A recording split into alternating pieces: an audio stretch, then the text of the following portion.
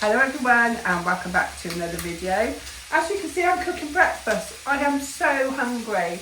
I've had my first course of Docetaxel and I'm going to update you on that. Must have done quite poorly actually, but I'm so hungry. My taste has changed completely. So I'm cooking myself, as you can see, egg and bacon, and I'm hoping I can eat this. I am so hungry. So I've got some bacon in the pan. It's not all for me. My daughter Emma's come in, Mick's going to have a bacon sandwich, and I'm going to have an egg, tomatoes, a couple of mushrooms and some beans. So hopefully I can eat that, because I'm really hungry this morning. And that's it on the plate, so I'm enjoying this. I'm actually managing to eat it. Okay, so now for the update. So as you're aware, if you've been following my channel, I've completed the 3 EC chemo. And they weren't too bad actually. I had very little side effects and it did build up after each one, but nothing major. I could cope with that quite well. The Docetaxel, so I've had my first Docetaxel, was a completely different story. So I had it on the Wednesday, and first of all, again, those of you who watch my channel, I don't have a PICC line or a port. They go straight into my vein, and that was a choice of mine. I was offered a port, but I decided not to go ahead with the port to see how they got on with the vein. It was a little bit of an issue. The first oncology nurse had 3 attempts and couldn't access the vein. They were hiding. And same with the second one. So then they called a doctor, and lucky enough, the doctor managed to get it into my hand. But I do feel that a lot of that was my own fault, because I didn't drink anything on the way to the hospital. I woke up early in the morning, had a cup of coffee in bed about 6 o'clock. And the plan was, I normally drink a couple of bottles of water on the way in the car. But that didn't happen. I had some water in my bag, which ended up leaking, and we had to drop the car off an MOT, so I was following my husband, one thing and another. Time I got to the hospital, I hadn't drunk any fluid, so that made it more difficult. So that was my own fault, so I did apologise to them. But apparently it does get harder. Having the chemo makes your veins sink further into your body, and you know, they tend to hide and things, but in the end they managed to get the actual line into my arm. So I had the Docetaxel, and it took about an hour for that to go in, and I had the cold cap before. I had that on for half an hour, and then I think it was only 20 minutes after, so that made the experience a lot shorter. And come home absolutely fine, felt fine. That was the Wednesday. Got to the Friday, because I'd been reading up on it and was told you get a lot more joint ache, and I definitely did. I definitely did. Come the Friday, I was really achy, like fluified, and you know, everything ached, couldn't get comfy, and that happened, well, that stayed all weekend. So Friday, Saturday, Sunday, Monday, I'd say. And then it started to ease off, but I still felt very zoned out, not with it. You feel in a bit of a trance, and I wouldn't drive, you know, sort of feeling like that. There's no way I'd drive, I wouldn't be safe. You're just not with it. So obviously, you know, every medication affects people differently. And I've heard a lot of people said they're worse on the EC than they were with the Docetaxel, but it's been the other way around for me. And yes, I felt zoned out for several days, and just sort of lethargic and not right. And then the following weekend, I went down with a cold. I got the sniffles, and sort of, oh God, I've got a bit of a cold. So that's where I'll insert what happened next. So I think it's from day 13. So I did video count of each day from there onwards. So I'll let you watch that video now. So today is Monday, and I've just come to a doctor's appointment. As you can hear, I've got a cold, so I'm losing my voice. The worst thing is I've got a blocked ear. So I rang the oncology team, and they said, what's your temperature? I did have a temperature 37.8 in the night, which after about half an hour we opened the window and that went down, so we monitored it. And then it went back to 36 quite quickly, so I didn't take any paracetamol or anything. And then this morning it's 36.5, so that's good. I rang the oncology team. They said because of the hearing, if it's an infection, they could need some antibiotics. Quickest thing would be see if I can get in with my doctor. So on the phone, like you do, 8 o'clock this morning, in a queue, number 30, managed to get sort of to number 1 there's no appointments. So I explained the situation. I said, I'm on chemo. Can somebody just ring me and, let me know, if I need any antibiotics or what have you.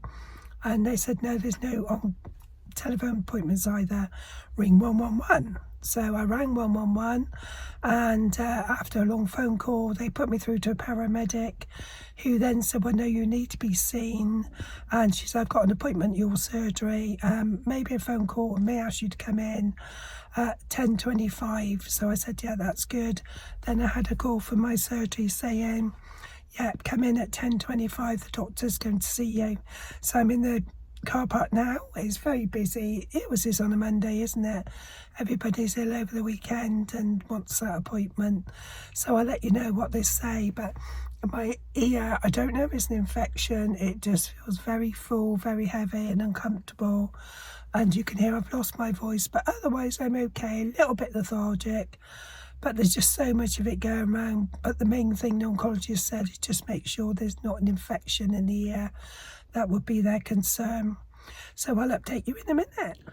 So they sent me up to A&E because my temperature was raised. When I got in the doctors, it was 38.7. So they've sent me up. So I've got a drip. Well, waiting for a drip to come for the antibiotic. They took some blood, going to do the blood counts. Just hoping that I can have the antibiotic drip, and then go home. I hope they don't keep me any longer. So the antibiotics are going in. I don't know how long this is going to be, half an hour, an hour. But Mick and I just sat in this little side room. It's just nice to be seen so quickly, isn't it? You appreciate it. So this is just the NHS hospital, our local one. And the service so far has been really good. I'm hoping after this infusion they can let me go home. But no, my luck, I expect they'll probably have to say I have to stay and have some more tomorrow. But it'd be nice if I could have this one and then go home with antibiotic tablets, but we'll see. The main thing is getting the infection under control, isn't it? Hopefully you can understand what I'm saying. We're both feeling quite hungry. It's 1:30 now, so I did say to Mick, you could go to Costa, get us both a sandwich and a coffee. He said, well, let's see what happens after this infusion. They've took some blood, so I suppose I have to wait for the counts to come back on them too. It'll probably take a little while. So we've been moved to a little side area. Just waiting. Nobody updates you, do they? Nobody tells you what's going on. So I assume they're waiting for the blood test, and as far as I'm concerned, they were going to administrate the antibiotic, but nobody's told me anything now. So I haven't seen anyone, just sat in this corridor, the side bit. Okay, so apparently I've got to stay overnight. So it's been about 10.5 hours, and just sat here waiting for a room. So hopefully not too much longer. So there's Michael. So it's now 11:15, and we've just been put into, what do you call it? It's not a ward, is it? As such. Just like an observation room, I suppose, yeah. But they're all individual, so Michael will be going home in a minute, and hopefully I get a little bit of sleep, and hopefully I can go home tomorrow. God, I do look fresh, don't I? So it's a little room. That's my bed. So I'm led on the bed having my second antibiotic. So it's now midnight, and she's coming back to do some bloods and that as well. Just done the ECG. So good news, I've just been told I can go home. So Mick's on his way to pick me up. I'll probably have to wait for them to get the antibiotics to take home, but I'm so happy to be going home. And they're going to speak to the oncology team and let me know what's happened, and then they can let me know whether the chemo will go ahead or what's going to happen with the next chemo. Yeah, so that was what happened over those next few days. So I had 3 IV antibiotics, and then I came home with 2 more antibiotics to take over the next 5 days. I'm still waiting to hear if my chemo's going ahead next week. They did say they would speak to the oncology team for me. So I'm feeling a lot better. I'm still a little bit hoarse in the voice, but not too bad. My ear's still blocked, but it's not an infection as such. It's just the middle ear is like pressure. It's the middle ear, the tube is blocked. So I'm using lots of steam that to hopefully try and relieve that. It's just uncomfortable. They're not sure about infection. It just could have been a virus or whatever that made my temperature go up. So they were on it straight away. The only thing, bless the NHS, they're so busy, aren't they? But as you can see, you're sat around for hours, aren't you, on chairs and things. And they did find a bed at midnight for me, and they looked after me really well, so I can't complain. You're just grateful to be seen, aren't you? We were given lots of biscuits, and I think we had a couple of cups of tea. And in the end, late at night, about midnight, when we got to the room, they did give us a pack of sandwiches. So, yeah, we were able to eat a sandwich sort of thing. But, yeah, it's little things like that, isn't it? Just being updated. But otherwise, on the whole, they were very good, and it was horrible. You see some poorly people in there, and there was a lot of poorly people, and a lot of the nurses and I'd noticed were wearing masks and that, because I think COVID's on the incline again, isn't it? I was tested for COVID, for flu, and it wasn't that. I was told it wasn't that. I don't know what the infection was, whether it's just the virus I had, and they never actually said. I don't think they knew. They said to me, oh, did you, have you got a port or an IV? And I said, no, because they said it could come from that, but I don't have one. So I don't think they really knew, but they did a chest x-ray as well. So they were very thorough in all the tests they did. And she just said to me yesterday, the doctor, was that, yeah, everything's fine. Your levels are all fine now. Was the day before, I can't remember what level on the blood, something they weren't very happy with, but yesterday they did more blood tests in the night. She said, all your levels are fine, we're happy with all that, so you can go home. And I was just so pleased to be going home, to be honest. Yeah, I was thinking of actually putting a mask on in there, because there was some really poorly people. I was put onto the observation ward, I think that's what it was, and there were some really poorly people, and it was horrible to see, you know, what they had, I don't know, but very grey looking. And I did wonder, a lot of the nurses were sort of putting masks on to go and see some, and whether they did have COVID. I don't know, I'm only surmising, you know, but at one point I was thinking, I think I'm more at risk being in here than being at home. But I needed to be seen. I needed the, you know, the treatment I got. So I'm just grateful that, you know, I got seen as quick as I did, and they gave me the, you know, the antibiotics I needed to stop my infection or whatever it was, my temperature rising anymore. And that's always the worry, isn't it? So they were on top of that straight away. So anyway, I'm waiting to hear from the oncologist now. They said they'd speak to the oncologist, because the doctor did say the day before I come home, a different doctor I saw, that they may have to put back my chemo treatment. I did send a text to the oncologist nurse today to say, you know, hopefully you should hear from the hospital. And she asked what antibiotics I was given to take at home. And she said, well, unless you hear different, just come along as normal next week, because it's due next Wednesday. But I do have bloods on Monday next week. So they do the bloods first to make sure the levels are all okay for the immunochemo on Wednesday. I also normally get a call the end of this week from, I call him the professor, the gentleman that's Professor Mark Beresford from Bath, who organises my chemo. So he normally gives me a call, so I will have a chat with him before the next course takes place. So we discussed that then as well. So hopefully it take place on time, because I've only got 2 more to go. It'd be nice to get these out of the way, and I know they can adjust them, so whether it needs adjusting or not, or whether it's just a one-off, you know. But yeah, make sure you have a thermometer at home. We've got a couple, and one of those that you just hold, press a button by your forehead. They're brilliant, because it was only in the night, because I've had this virus, this bit of a cough and sniffle and ear pain Mick said to me, he said, I think we ought to do your temperature. I didn't know I had a temperature, and it wasn't that high. So, you know, I think when it's really high, you know, because you're shivering and you just feel sort of really poorly, don't you? So if we hadn't have done that, I wouldn't have known that I had a bit of a temperature, and that's what made me go to the doctors the next morning. And I must admit, they were brilliant down there, and yeah, I can't fault them at all. So anyway, that's my update. So I'm feeling a lot better. It's just nice to be home in your own bed, isn't it? And yeah, so I'll let you know. I'll keep you updated to whether my treatment goes ahead as planned next week, and how, you know, how that one goes. Hopefully I'll sail through that one.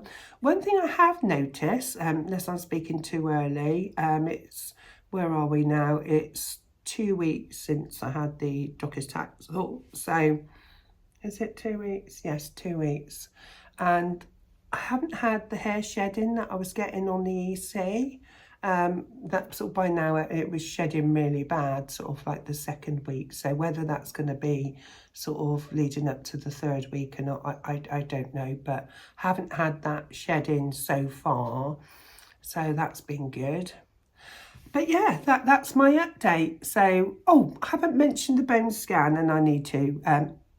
Thank God, everything was fine with the bone scan. I said to you before that they were doing it because there was a lesion on there. They thought it was probably from an old injury or something like that, but they needed to rule it out, and I got peace of mind. It was. They're pretty satisfied. There's been no change. They think it's an old injury. I did have a fall going back a couple of years. I slipped in a shower, so it could have been that. So there's no concern there at all. Just being overcautious. They are going to do another scan. She said you can choose what scan you like. So I've opted for an MRI in March next year, just to monitor it. She said just being overcautious, just make sure there's still no change, but they're not expecting there to be. So yeah, otherwise everything's going really well. So I say 2 more Docetaxels left to go, then it's the radiotherapy, and then it's just the tablets or whatever they need to do ongoing after that. So it's gone really quick, really quick. So anyway, thank you very much for listening, and you know, I hope this has been helpful, and I know I've had lots of messages of well wishes. Thank you, I do really appreciate them, and a lot of you are going through a similar journey, and I do like hearing from you. It's lovely, and if I can support you, you know, in any way I can, you know, I'm really happy to, because I know it's not everybody's got support out there. We all need someone, don't we? And there's also lots of support groups out there as well that are really good. We all need somebody to talk to, don't we? So don't suffer alone, because I know what it's like. You need somebody just to be able to have that chat with, don't you? And if you haven't been checked, make sure you go and get checked. Please do. That's the most important thing, because they can do amazing stuff nowadays as long as they catch it early.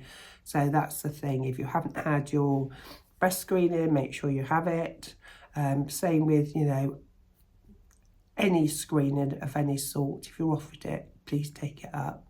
It's just nice to have that peace of mind that you're all clear, isn't it? So thank you very much for watching, and I'll update you all again soon. Take care, everyone. Bye for now.